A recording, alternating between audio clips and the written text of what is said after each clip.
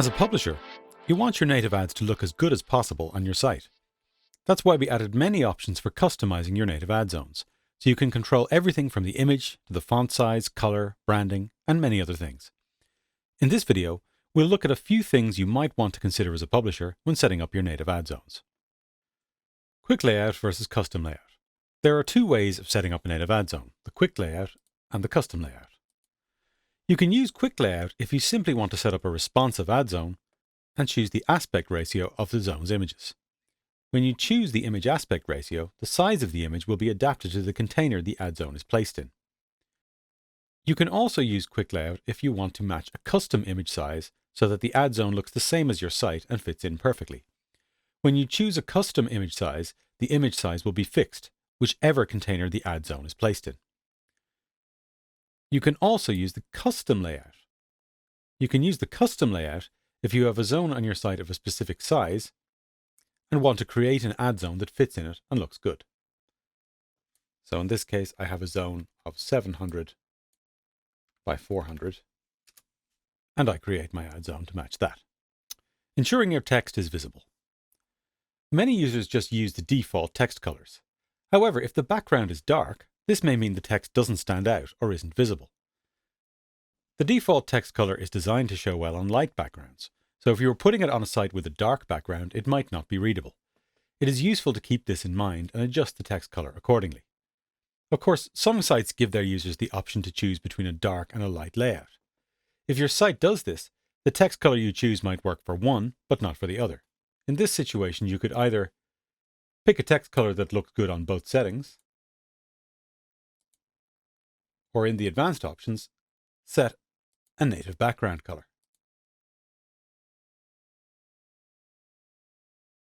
This means that the widget will not be affected by the background color of the site. The default font size for the title is 16px. Of course, if you have a lot of rows and columns of ads in your zone, this might look a little strange.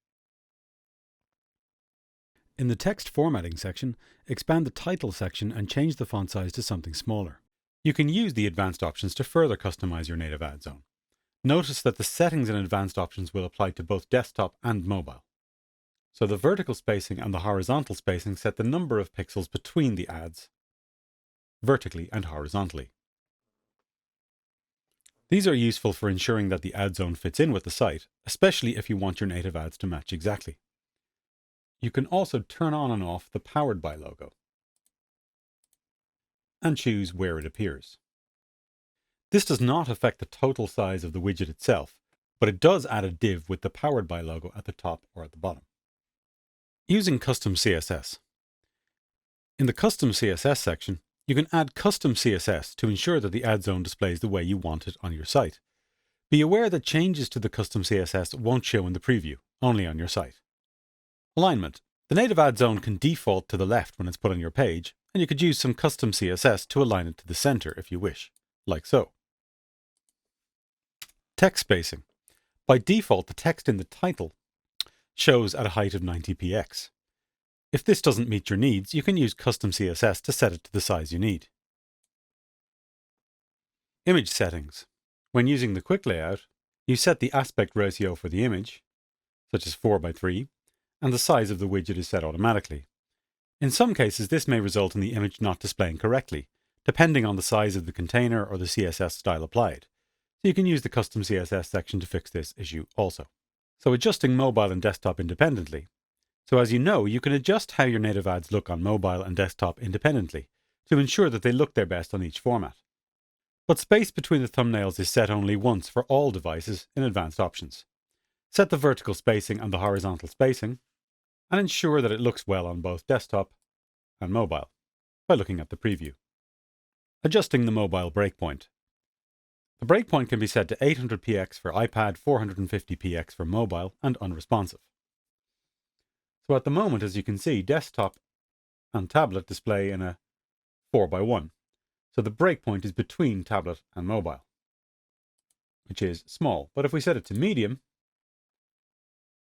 now the breakpoint is between desktop and tablet. So tablet and phone are displaying a 1:2 grid.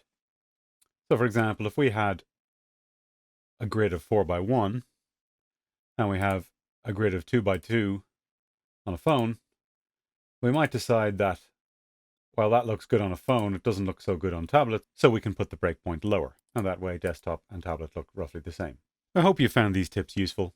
Thank you for watching this video.